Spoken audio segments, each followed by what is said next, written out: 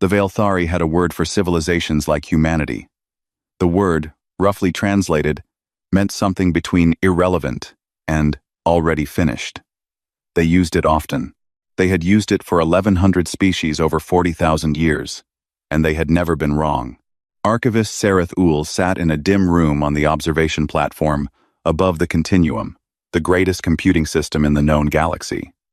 The room smelled of old data and cool air. Around him, dozens of analysts moved quietly, feeding information into terminals, running numbers, reading outputs. None of them spoke above a whisper. That was the tradition. In the presence of the Continuum, you whispered. Sarethul did not whisper because he was afraid. He whispered because he had been doing this job for over 200 years, and somewhere along the way, it had simply become habit. He was old. His blue skin had faded to a pale gray at the edges. His 3 eyes, once sharp and bright, now moved a little slower than they used to. But his mind was still good. Everyone said so. The directorate kept calling him back because of that mind. He pulled up the file on his screen. The species in question lived in a small solar system, 3rd planet from a medium-sized yellow star. They called themselves humans. They called their planet Earth. He had seen the preliminary reports 2 weeks ago and had not been impressed. The species was young, embarrassingly young. They had only developed writing a few thousand years ago. They were still burning dead plant matter for energy in many parts of their world. They had split their own planet into hundreds of competing territories and spent enormous amounts of time and resources fighting each other over those territories. They had nearly poisoned their own atmosphere multiple times. Their average lifespan was so short that a Veilthari child could outlive 40 human generations without trying. The Continuum had finished its full analysis the night before. Sarethul opened the results now. 12 million simulations. 12 million different futures modeled, adjusted, run again. The machine had looked at every variable. Resource availability, population dynamics, rate of technological development, social cohesion scores, conflict probability indexes, genetic adaptability markers. It had done everything that it always did. It was thorough. It was perfect. It had never made a mistake in recorded history. Potential index, 0.003. Sareth Ul leaned back in his chair and looked at the number for a long moment. The galactic average for sentient species was 0.4. The lowest scoring civilization that had ever gone on to achieve interstellar travel had scored 0.18. The Veilthari themselves, when they were first assessed by an even older civilization long since gone, had scored 0.71. The note at the bottom of the analysis read, cross-referenced against available behavioral data. Social insects on the subject planet show comparable levels of collective coordination. He almost smiled. Almost. A young analyst named Kira Than appeared at his shoulder. She was fresh from the academy, still carrying the quiet excitement of someone who had not yet learned that the work was mostly confirmation of things already known. Her green eyes looked at his screen. 0.003, she said softly. Yes, said Sarethul. That is very low. It is the 4th lowest we have ever recorded for a species with space-capable technology, he said. And their technology is barely space-capable. One of their machines has recently left their solar system. A small probe, launched decades ago. No crew, no way to return. They sent it out, and it just kept going. He paused. They gave it a golden disc with sounds and images from their world on it, in case someone found it. Kira Than was quiet for a moment. That is a strange thing to do. Yes, he agreed. It is. She looked at the screen again. What do you recommend? He had already written it. The recommendation sat in a separate document, neat and formal, as all his recommendations were. Class F, fringe species. No engagement, no contact. Passive observation from a safe distance. Allow natural processes to proceed. In practical terms, that meant the galaxy would ignore humanity. The directorate would file the report, note the species, and move on. In most cases like this, the species eventually destroyed themselves, or stagnated, or simply failed to develop further. The galaxy was large and full of such endings. Standard protocol, he told Kira Than. We watch. We do not interfere. We do not make contact. She nodded slowly, still looking at the screen. Then she said something that surprised him. Did the continuum model what happens when they are in danger? He frowned. Danger scenarios are included in the conflict probability index. I mean existential danger, she said. Not just wars. I mean, what do they do when the whole species is threatened? When there is no choice but to change? Sarathol looked at her. It was an unusual question. The models did account for existential events. Asteroid impacts, climate collapse, disease events. They were listed under extinction probability and species survival rate. He had looked at those numbers. They were not good for humanity either. The models account for that, he said. She did not say anything more. But she did not look entirely satisfied, and Sarathol noticed that, and then filed it away in the back of his mind, where things he did not have time to think about were stored. The vote happened the next morning. 12 senior archivists, the full forecasting conclave, gathered in a circular room under the continuum's main housing. Sarath Ul presented his findings. He was clear and precise, as always. He showed them the potential index. He showed them the simulations. He showed them the image feeds from Earth, the sprawling cities that dumped smoke into the sky, the forests being cut down at a rate the models found almost comical, the news broadcasts that seemed to consist entirely of humans being angry at other humans. The vote was unanimous. Class F. No engagement. File and move on. The report was submitted that afternoon. Humanity became a footnote. Entry number 4712 in the Fringe Species Catalog. A small yellow star. A blue planet. A species too busy arguing with itself to notice the galaxy watching from above. That evening, Sarath Ul sat alone at his workstation and ran one final scan of the image feeds, more out of habit than any real interest. He watched an automated sequence of images roll past. A crowded market somewhere near the equator of the planet. A burning forest. A protest in a gray city. A rocket launch primitive, loud, full of fire. Then one image made him pause. It was a child, a small human girl, standing in a field at night. She was looking up at the sky. The image was taken from a low-orbit observation lens, so the quality was high. He could see her face clearly. She was not afraid. She was not worried. Her expression was something he did not have a name for, an open, wide-eyed look that seemed to contain, somehow, both a question and an answer at the same time. She was reaching up, one small hand extended toward the stars. Sarath Ul watched the image for a moment longer than he needed to. Then he closed the file, turned off his screen, and went home. The report was already filed. The numbers were already settled. He had no reason to think about it anymore. He thought about it anyway. 83 years had passed since Sarath Ul filed his report. He had retired. He had written 3 books, attended many conferences, and grown slowly into the kind of old man who sat in gardens and read things he had already read before. He had not thought about humanity in a very long time. Then his communication terminal chimed at 4 in the morning, and everything changed. The message was from the directorate. It was marked urgent. That alone was unusual. The directorate did not send urgent messages to retired archivists in the middle of the night. Sarath Ul sat up in his dark room, turned on his screen, and read.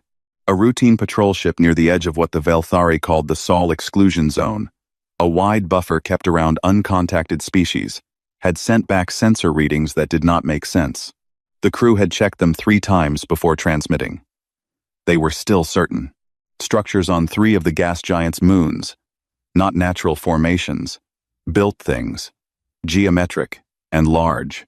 A fusion reactor in stable orbit around the 4th planet from the yellow star, humming quietly and consistently, putting out enough energy to power a small city. And in low orbit around the 3rd planet Earth, something that the patrol ship's science officer described, in a message that somehow managed to sound both professional and frightened, as consistent with the early theoretical signatures of a faster-than-light propulsion test. Sarath Ul read the message twice. Then he got dressed and went to the directorate without eating breakfast. By the time he arrived, the conclave had already been partially reassembled. 6 of the 12 archivists were present. Kira Than was there too, no longer a new analyst, but now one of the conclave's most respected specialists, with gray beginning to show at her temples. She looked at Sarath Ul when he walked in and said nothing, but her expression said something very clearly. I told you. She had not exactly told him, but she had asked the right question 80 years ago, and he had not listened properly. He was aware of that now. They fed the new data into the continuum. The machine ran projections. It crashed the first time, a thing that had never happened before in recorded history. The technicians checked the code, found nothing wrong, and ran it again. It crashed again. On the third attempt, they reduced the scope of the query, asking only for a revised potential index rather than a full projection model. The answer came back after 11 minutes. Potential index 3.1. The room was silent. 3.1, said one of the archivists, a short woman named Velsa, whose voice was normally very calm. Her voice was not calm now. From 0.003 to 3.1 in 80 years. 83 years, Sarathul said quietly.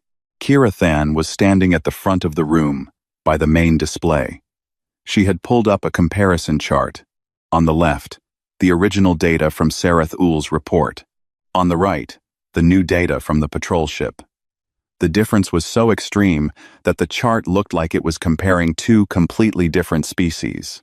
The continuum didn't crash because of a technical error, she said. It crashed because the new data contradicts the original model so fundamentally that the system couldn't reconcile them. It wasn't a malfunction. It was confusion. She let that sit for a moment.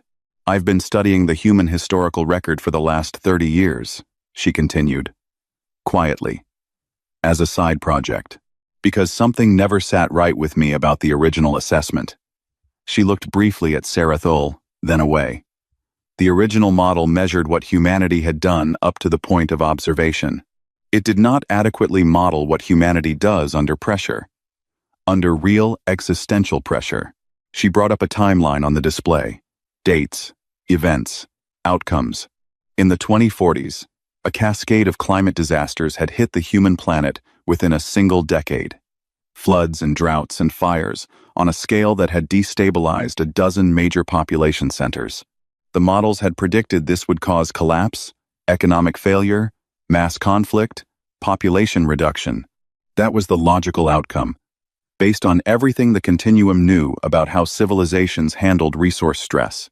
Instead, the humans had cooperated, not perfectly, and not without enormous pain, but they had cooperated. Nations that had been in conflict for centuries signed resource-sharing agreements. They rebuilt their energy infrastructure in 30 years, a project the continuum would have estimated would take 300. They did it wrong several times and tried again. They did not stop. Then a disease had swept across the planet.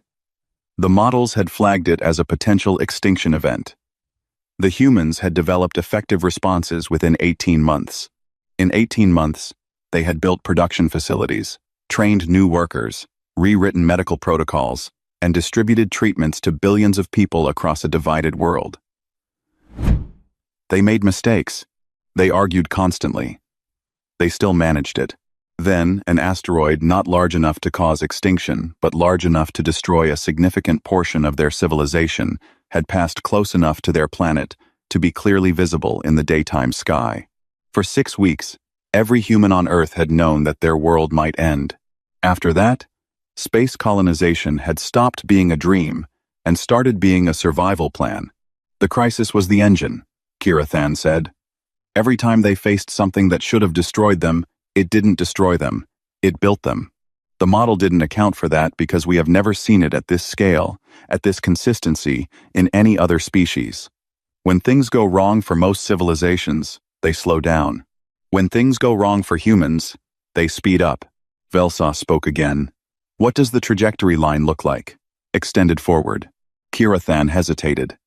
Then she put it on the display. The line went up steeply, past the Velthari, past most of the known apex civilizations, past the edge of what the chart was scaled to show. That assumes no catastrophic failure, she said. And we now have extensive evidence that catastrophic failure is not something that stops them. The room was very quiet for a long time. Sarathul looked at the trajectory line. He looked at it for a long time. He thought about his report, filed 83 years ago. He thought about the unanimous vote. He thought about the girl in the field, reaching up at the sky. He had filed her away in the back of his mind. He had not thought about her in decades. He was thinking about her now. We need to update the recommendation, someone said. Yes, Sarathul said. His voice came out quieter than he expected. We do. He did not say what he was also thinking, that updating the recommendation might already be too late, that the humans had not waited to be noticed. They had simply gotten to work. While the Veilthari filed reports and held votes and updated indexes, a species the galaxy had dismissed as a footnote had looked at everything trying to kill them and decided to use it as fuel. He was old. He had been wrong before, though rarely. But this felt different from being wrong. This felt like standing at the edge of something very large, and only now realizing how long it had been growing beneath his feet. Outside, somewhere in the direction of a small yellow star, the humans were building something. The Continuum did not know exactly what. Neither did Sarathul. He was not sure anymore. That knowing would help. The Veilthari had made first contact with 417 species over their long history. The process was always the same. You arrived. You presented the conclave accord. You waited. The other species read it, asked some questions, sometimes cried or prayed or performed some kind of ceremony, and then they signed it. The accord was not cruel. That was important to understand. It was not designed to harm or exploit the new species. It simply placed them in a structured relationship with the Directorate, a tiered system of membership that allowed younger civilizations to develop under the quiet guidance of older ones. There were rules about resource use, about weapons development, about contact with other species. There were obligations the Veilthari took on as well: protection, knowledge sharing, emergency assistance. Every species signed, sometimes quickly, sometimes after long deliberation, but always, eventually, they signed. There was simply no practical reason not to. The Veilthari were older, more powerful, and the accord offered more protection than it removed freedom, or so the analysis always showed. Kira Than had been selected to lead the contact delegation. She had studied humanity for 30 years. She knew their languages, their history, their art, their wars. She had read their books and watched their films and listened to their music. She felt, if she was honest with herself, something uncomfortably close to fondness for them. She did not tell the conclave this. She presented herself as a professional, which she was. The contact was made through standard communication channels, a signal to their deep space monitoring network, a language key, a formal message. The humans responded in 14 hours. The response was polite, careful, and asked 17 questions before accepting the meeting, which was more questions than any other first contact species had ever asked up front. Kira Than had noted that. She had also noted that 3 of the questions were about the legal status of the meeting itself, whether it was binding, who had authority to represent each party, what the consequences of the meeting were, regardless of its outcome. Legal questions. Before the first handshake, the human delegation arrived at the neutral meeting point, a station the Veilthari kept near the edge of their space 2 days later. There were 9 of them. Their leader was a woman named Yseult Chen. She was not especially tall, and she wore simple clothing, and she shook hands with Kira Than the way humans shook hands, which Kira Than had practiced so as not to seem surprised by it. Yseult Chen looked at Kira Than with calm, dark eyes and said, in Veilthari, which she had apparently learned from the language key in the last 2 days. Thank you for the meeting. We have been preparing, Kira Than thought. Of course you have. The accord was presented formally that afternoon. The Veilthari had translated it into 3 human languages. It was 140 pages long. The standard procedure was to give the new species several days to review it, during which the Veilthari delegation would answer questions and the Continuum's models would predict, with high confidence, which clauses the new species would find most difficult to accept, and how to guide them toward acceptance. The continuum had predicted that humanity would struggle most with the clause on weapons development restrictions and the clause on independent off-system contact. It had given a 94.7% probability that humanity would sign an unmodified version of the accord within 11 days. The humans asked for 48 hours. Kira Than had expected this. 48 hours was fast, but not unprecedented. What arrived at the end of those 48 hours was unprecedented. A document, 304 pages, formatted in 3 languages, with cross-references, footnotes, and a 17-page appendix. It had been produced by a committee of 80 humans working across different time zones in continuous shifts. It did not reject the accord. It did not refuse anything outright. What it did was far more unsettling. It annotated the accord. Every clause, every subclause, every passage with legal implications had been read, analyzed, and in many cases, rewritten. The humans had found 17 places where the language was, in their words, structurally ambiguous in ways that create unequal obligations. They had rewritten those 17 clauses. Their rewrites were not angry or aggressive. They were precise and legally sound. They had also inserted 4 entirely new clauses: a mutual review mechanism, a clear definition of what constituted interference versus assistance, a provision for species-specific development timelines, and one clause that simply said, in very plain language, that no part of the accord should be interpreted to imply that any signatory species was inferior to any other. Kira Than read through the document twice in one night. When she was finished, she sat in her room for a long time without moving.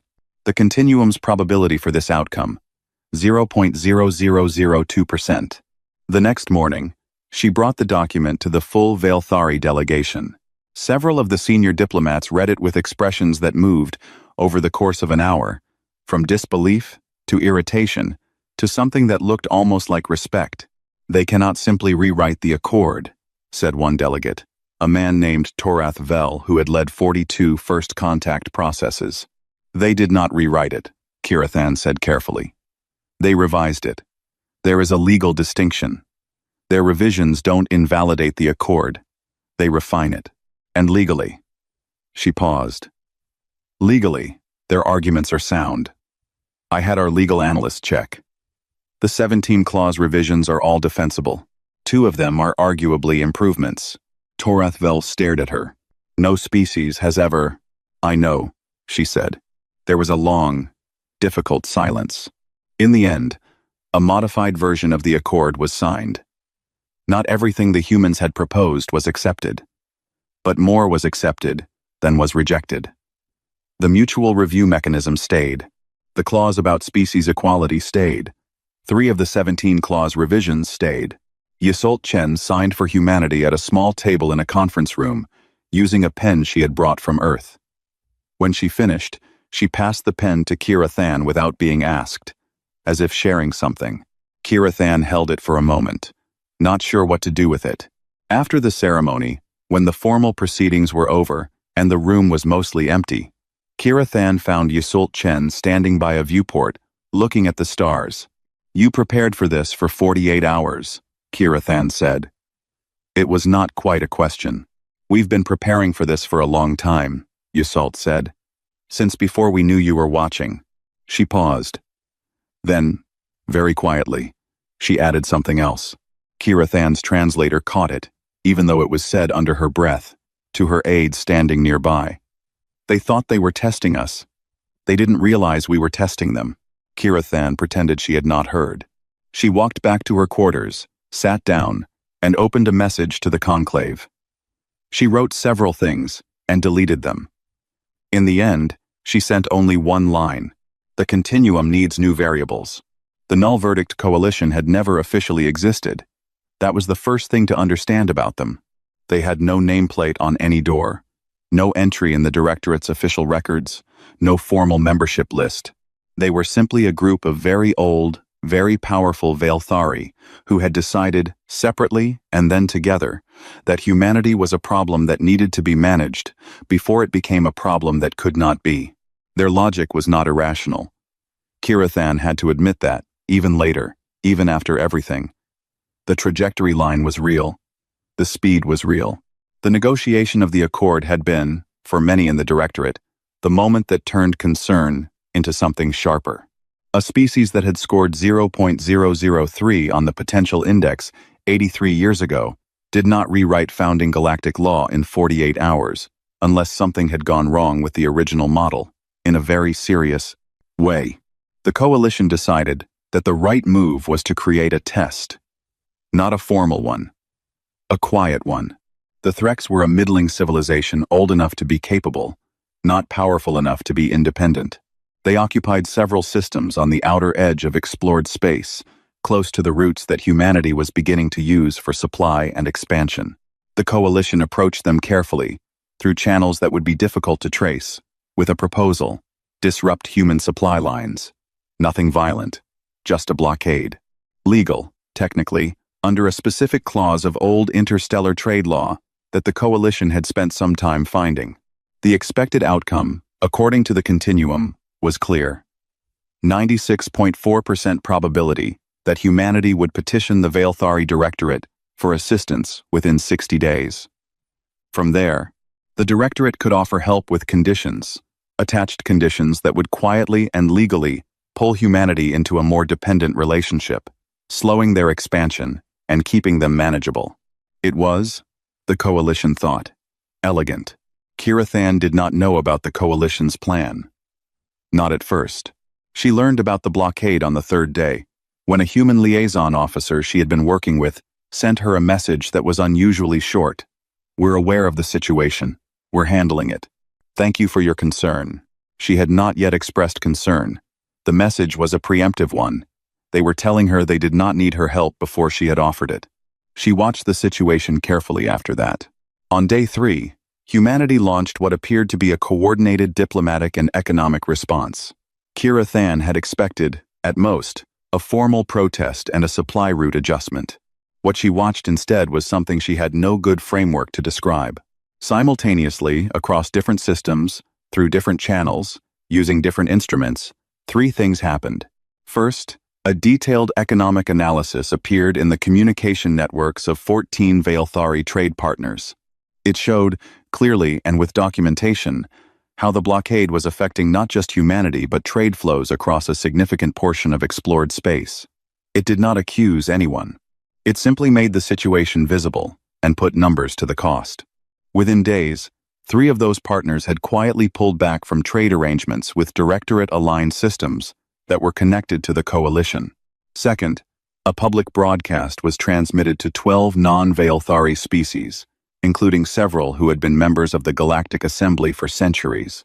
The broadcast contained a documented account of the blockade, its origins, and the financial connections between the coalition and the Threks.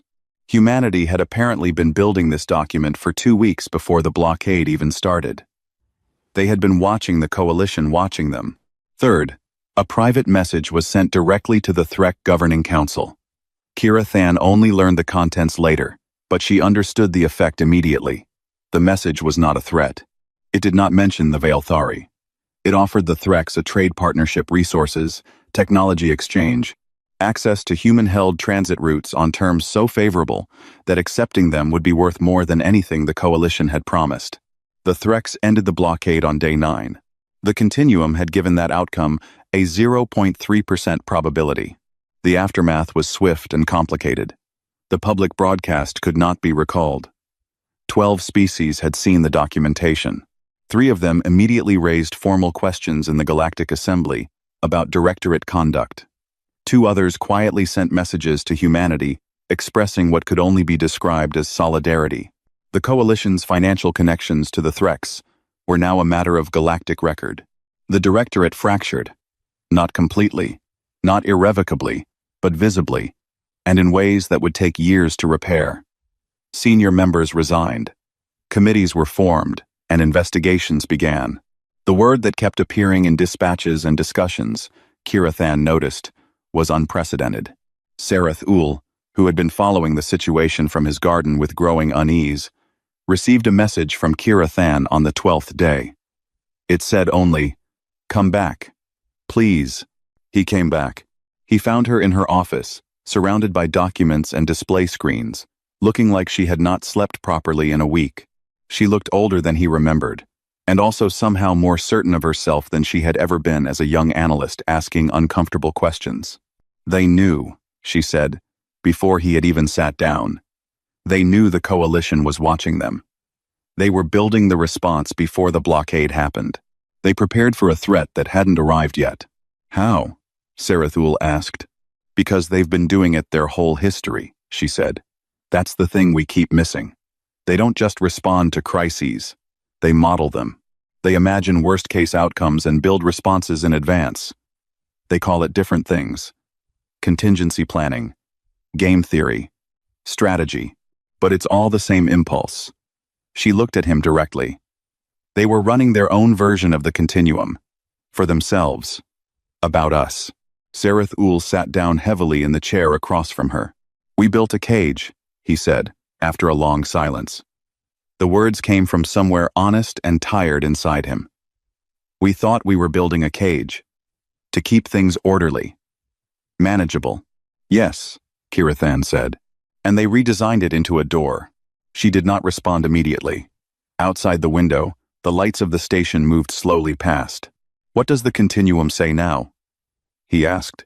"It won't run a full projection on humanity anymore," she said. "The modeling team says the variables are too dynamic. Every time they think they have a stable model, something changes. The system keeps returning errors." She paused. One of the analysts called it the most interesting problem in the history of the conclave.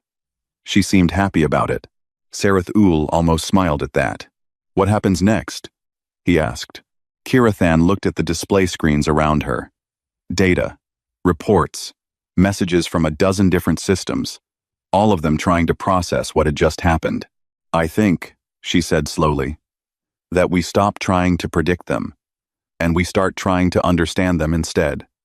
Those are two very different things. We've been doing the first one since the beginning.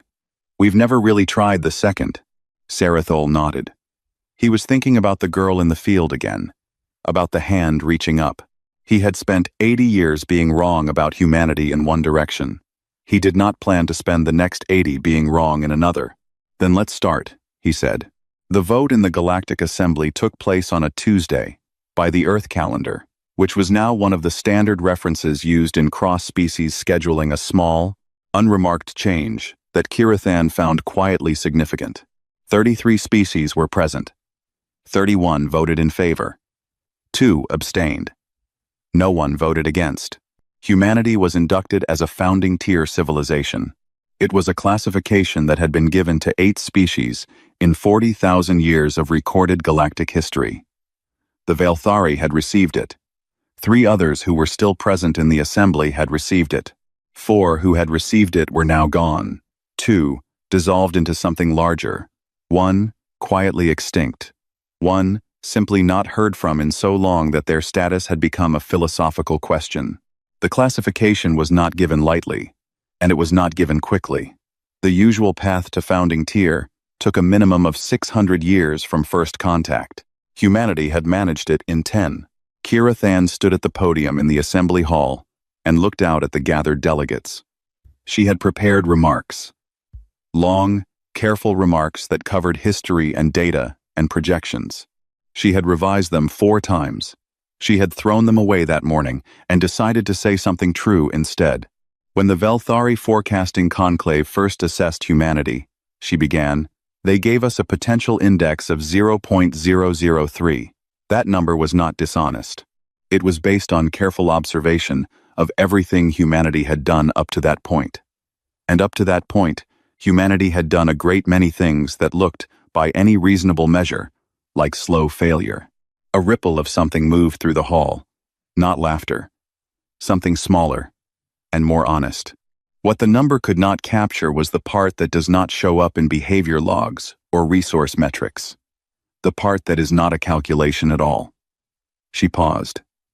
Humans grieve. They lose things they cannot get back. People, places, versions of themselves, and instead of stopping, they build something from the grief. A monument, a book, a better version of the thing that broke.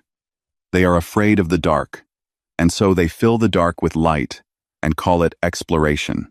They are small and short-lived, and so they make things that outlast them and call it meaning. We did not have a variable for that, she said. We should have looked for one sooner. After the ceremony, there were handshakes and formal photographs, and a long reception that Kirathan endured with professional patience. Yseult Chen was there, older now, her hair fully gray, still carrying herself with the same unhurried steadiness. She found Kirathan near the end of the evening and pressed a small object into her hand. It was a pen, the same pen she had used to sign the modified accord 10 years ago. You held it for a moment, Yseult said. I thought you should have it. Kirathan did not know what to say.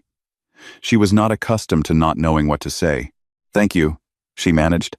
Yseult nodded and walked away, and Kirathan stood holding the pen and thinking that she had spent 30 years studying humanity and still managed to be surprised by it on a regular basis. Sarathul had not attended the ceremony. He was on Earth. He had asked to go. No one had refused his name, still carried enough weight for that, but several people had been surprised by the request. He was over 300 years old, and the journey was not comfortable, and there was no official reason for it. He had simply said he wanted to see it, and they had made arrangements. He arrived in the early morning, at a city near the coast of a large continent. He had chosen the location randomly from a list. He walked slowly, because his legs were not what they had been, and looked at things. The buildings were tall and crowded together. The streets were full of noise, and people moving in every direction at once. Small vehicles carried food and goods through narrow lanes. A market stretched along one street, open to the air, with vendors calling out to passers-by.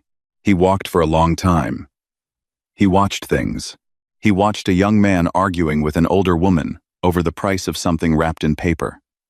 The argument was loud and theatrical, and ended with both of them laughing. He watched a group of children in uniforms running across a courtyard, chasing each other for no reason except that they were children and running was available. He watched a very old human woman sitting alone on a low wall, looking at nothing in particular, her hands folded in her lap with the patience of someone who had learned that waiting was not the same as wasting time. He sat on a bench near a small park and stayed there for 2 hours. A child came and sat next to him without asking. The child looked at him with the complete unself-consciousness that human children apparently had about most things. "You're an alien," the child said. "Yes," said Sarathul. "Cool," said the child, and then went back to eating something sticky from a small container. Sarathul watched this and felt something settle in him. Not understanding, exactly. Something larger and quieter than understanding. Later, back in his room, he opened his personal archive and found his original report. Entry 4712. Potential index 0.003. Filed 83 years ago by archivist Sarath Ul. Unanimous recommendation, Class F. No contact. He looked at it for a long time. He did not edit it. He did not add a note. He did not delete it, or archive it, or attach the follow-up reports that would have told the whole story. He left it exactly as it was. It was, he had decided, a better record of what he had failed to understand than of what humanity had failed to be. Back at the conclave, the modeling team had submitted a new query to the continuum. They had decided, after much debate, that asking what humanity would do next was a question the system would likely never answer well. So they asked a different question instead. What does it mean for a civilization to be unpredictable? The continuum ran for 43 seconds. For a machine that could model 12 million futures in a night, 43 seconds was a long time. The room was quiet while they waited. The output came back as a single word. Advantage. Somewhere near the edge of the mapped galaxy, a human exploration ship crossed into uncharted space. The crew had been traveling for 11 months. They were the first humans, and the first known species in that region, in recorded galactic history. Their mission brief was simple.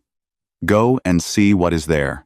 On the hull of the ship, in letters painted by hand by the crew before departure, were 7 words. The numbers said, "Don't." They went anyway.